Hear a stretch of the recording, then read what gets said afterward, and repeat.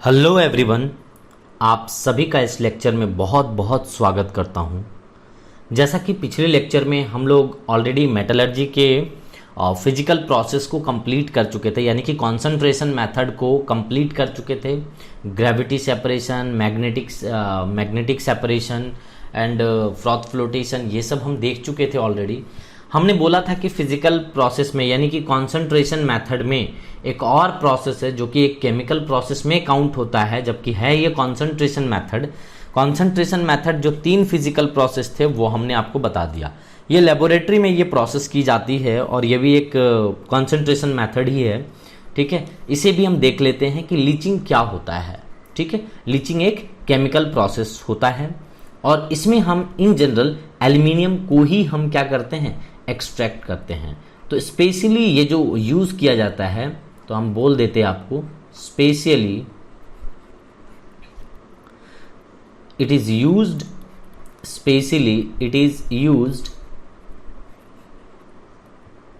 For the concentration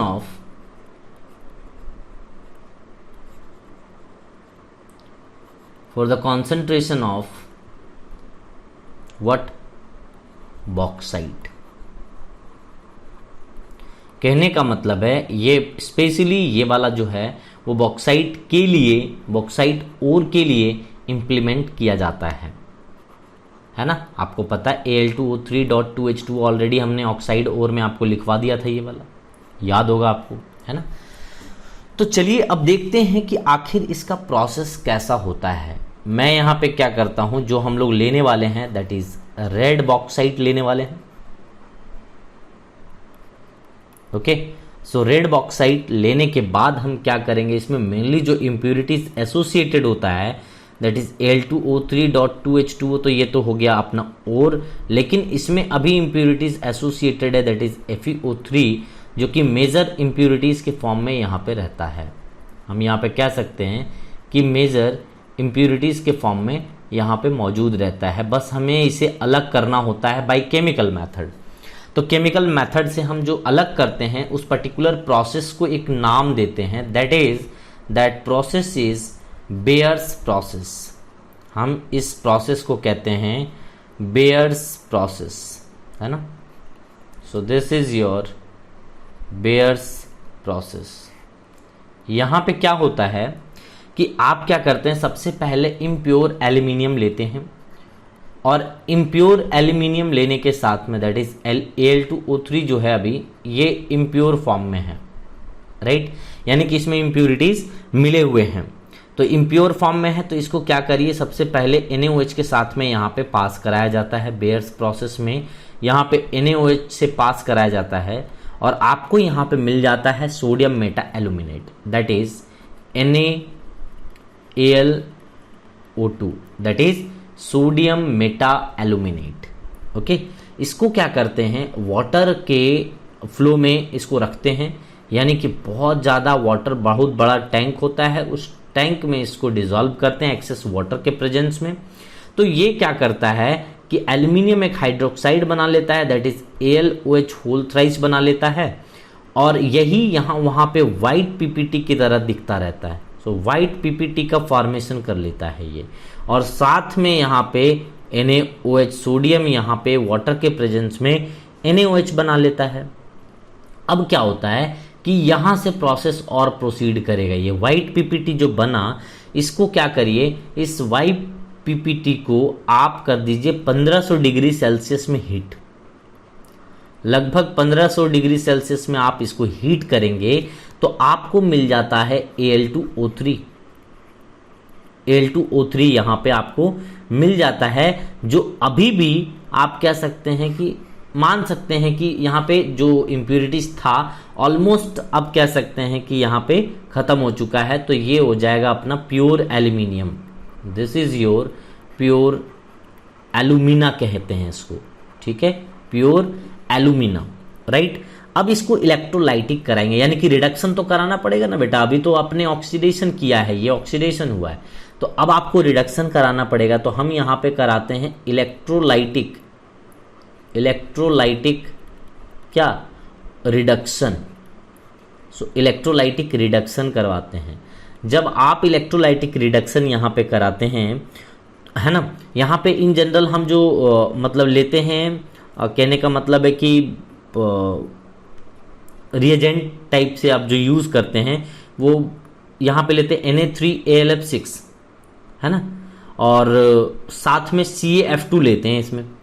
तो आप कह सकते हैं कि रिएजेंट के तरह पे यहाँ पे आप क्रायोलाइट को ले लेते हैं, है ना, या तो फ्लॉस्फर जो कहते हैं ना, जिसकी मेल्टिंग पॉइंट कम होती है, तो आप एज ए यहाँ पे रिड्यूसिंग एजेंट के तरह जो यहाँ पे आप वर्क में ले रहे हैं ये, तो यहाँ पे क्या ले रहे हैं, क्रायोलाइट, दैट इज Na3AlF6, है ना। तो मैं यहाँ पे लिख देता हूँ कि Na3AlF6 आप यहाँ पे लेते हैं, या फिर आप कह सकते हैं कि CaF2 जिसको फ्लॉस्फर्स कहते हैं, है ना, यहाँ पे मेल्टिंग पॉइंट उसकी कम होती है तो काम अपना हो जाता है यहाँ पे, और इसकी कंडक्टिविटी ज़्यादा होती है ये वाले की, राइट। तो यहाँ पे क्या होता है कि आप इस इलेक्ट्रोलाइसिस प्रोसेस जब आप कर देते हैं, ये एक तरह से रिफाइनिंग प्रोसेस भी है ना, इलेक्ट्रोलाइटिक रिफाइनिंग भी होता है, और यहाँ पे रिडक्शन भी, रिडक्शन किसके द्वारा हो जा रहा है, यहाँ पे क्रायोलाइट और, या तो चाहे तो क्रायोलाइट और साथ में फ्लॉस्फर कहते हैं इसको, है ना। तो इन दोनों के हेल्प से आप क्या करते हैं, एल्यूमिनियम को रिड्यूस कर देते हैं। तो रिड्यूस कर देते हैं तो जाकर के आपको यहाँ पे एक, आप कह सकते हैं कि अभी भी पूरी तरीके से प्यूरिफिकेशन तो नहीं हुआ है, आप कह सकते हैं यहाँ पे, तो ये एक इम्प्योर एल्यूमिनियम ही रहता है, मतलब यहाँ पे भी उतना ज़्यादा नहीं कह सकते, ये भी आप मानिए कि ऑलमोस्ट Al2O3 का ऑक्साइड तो है, बट ये प्योर पूरी तरीके से नहीं है।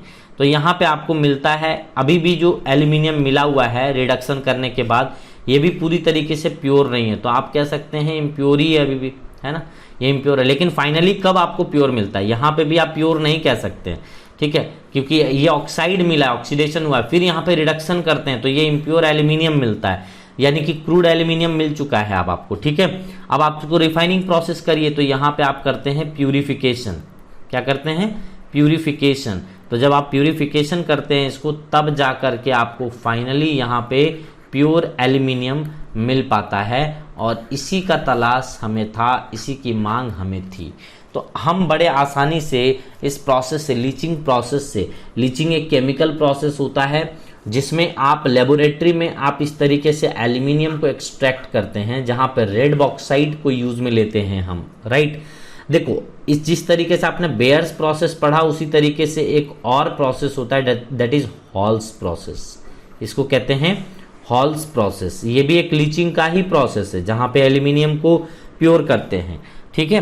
बट यहाँ पे जो आपने रिएजेंट जो है वो चेंज करना है। यहाँ पे जो NaOH यहाँ पे रिएजेंट हम लिया करते थे ना, इस जगह पे NaOH जो रिएजेंट हम लेते थे, ठीक है, इस जगह पे हम Na2CO3 जब ले लेंगे, सोडियम कार्बोनेट ले लेंगे, तो हम कहेंगे कि बस इंस्टेड ऑफ NaOH आपको ले लेना है यहाँ पे क्या, Na2CO3। अगर सोडियम कार्बोनेट ले लेते हैं बेटा इसी जगह पर, इस जगह पे, तो आप कहते हैं कि वो हॉल्स प्रोसेस हो जाता है।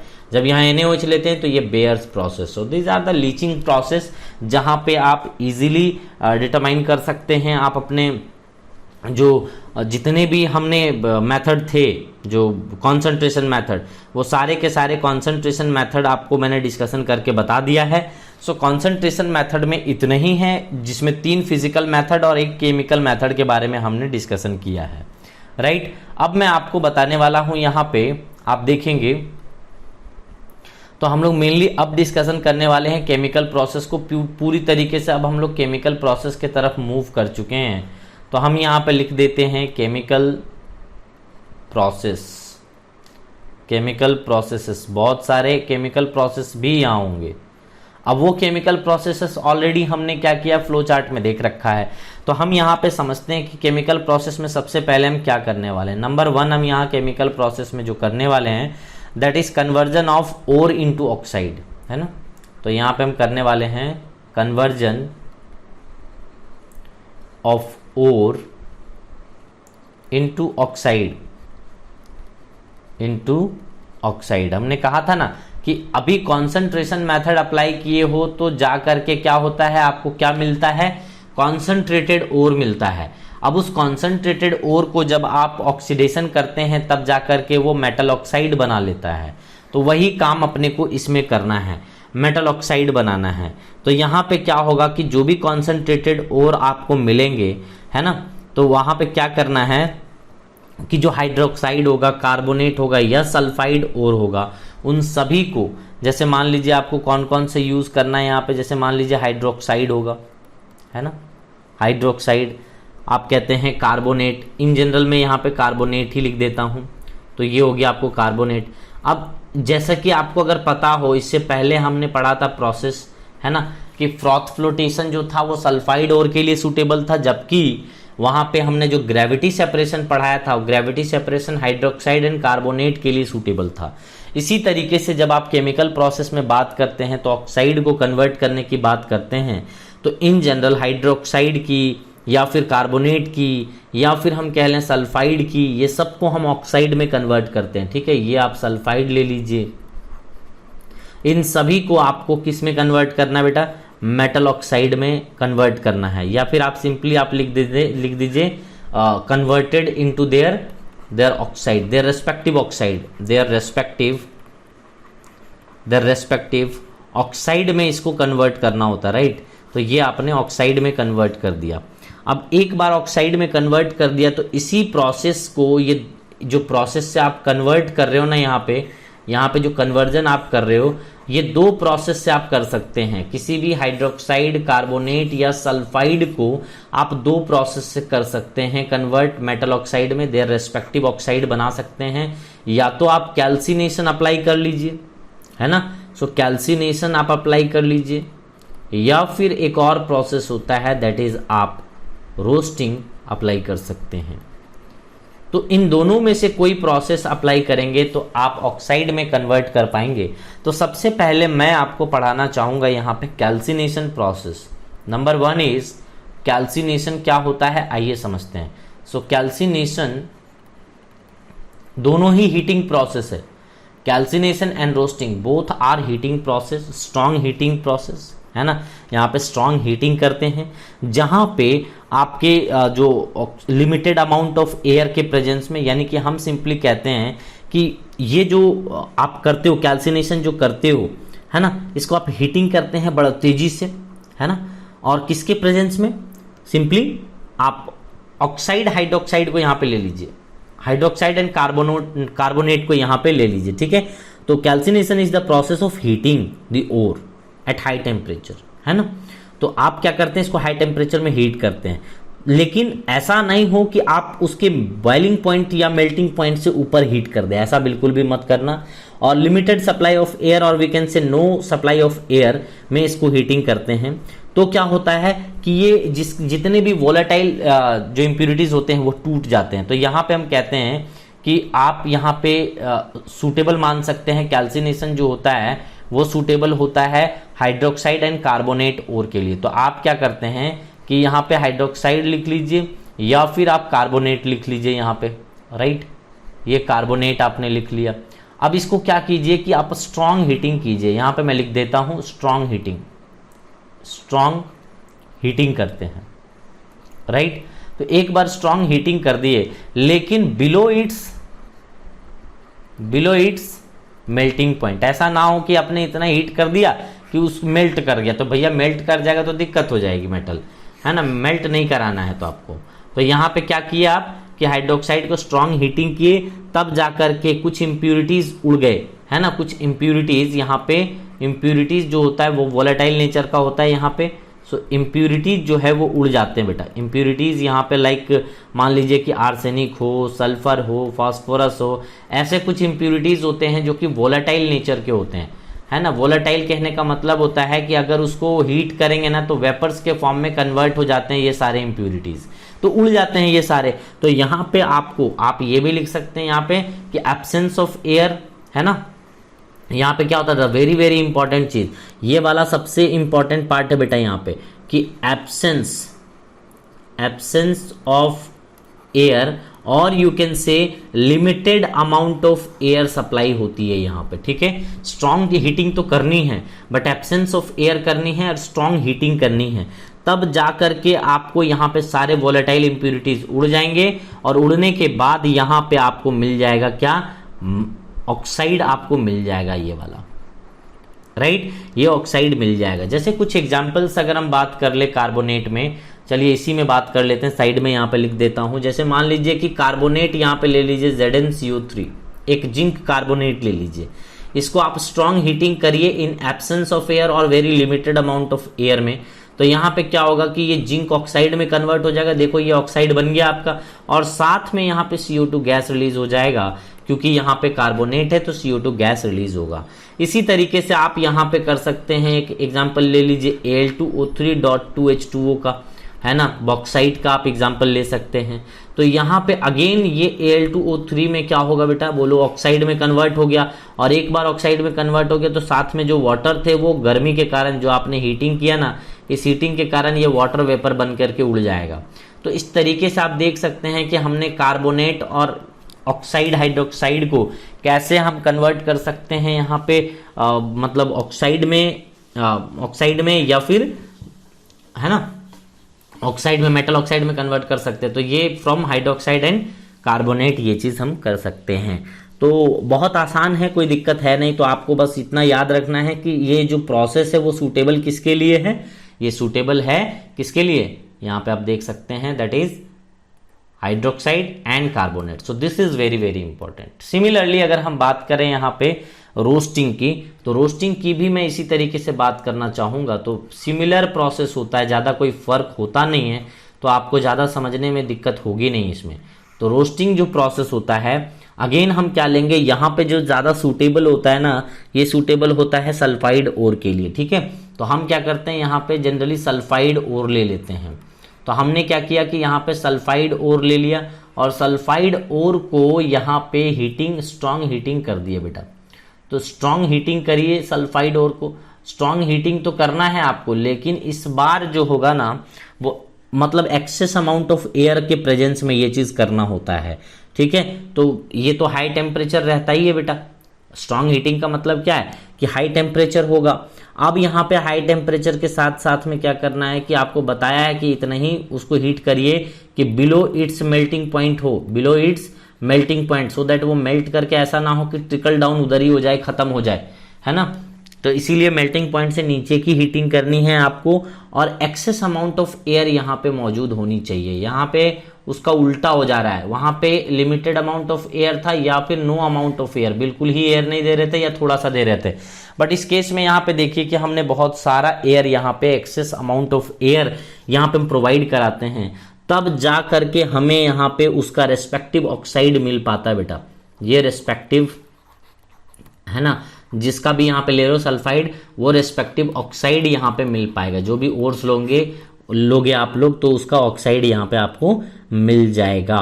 तो अगेन इंप्यूरिटीज के फॉर्म में यहाँ पे कौन उड़ेगा बेटा, इंप्यूरिटीज वही वोलेटाइल इंप्यूरिटीज होते हैं। सो इंप्यूरिटीज जो होते हैं यहाँ पे वो वोलेटाइल होते हैं, वोलेटाइल नेचर का। वोलेटाइल का मतलब सिंपली बता चुका हूं आपको, है ना।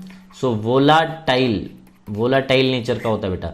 सो volatile like phosphorus, arsenic, sulphur, ये सब जो होते हैं ना, वो वोलाटाइल नेचर के इंप्यूरिटीज इसमें मौजूद होते हैं ओर्स में, ये ऊपर की ओर उड़ जाते हैं, ठीक है। तो ये दो प्रोसेस है जहां से आप बड़े इजी तरीके से आप ऑक्साइड को पा लेते हैं। तो ये रोस्टिंग था, और इस तरीके से।